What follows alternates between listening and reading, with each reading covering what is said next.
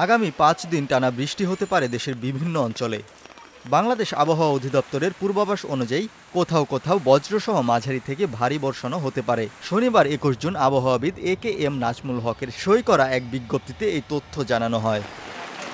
পূর্বাভাস অনুযায়ী রবিবার সকাল ৯টা থেকে পরবর্তী ২৪ ঘন্টায় রংপুর, ময়মনসিংহ ও সিলেট বিভাগের অধিকাংশ এলাকায় এবং রাজশাহী, ঢাকা, খুলনা, বরিশাল ও চট্টগ্রাম বিভাগের অনেক জায়গায় বজ্রসহ বৃষ্টি হতে পারে।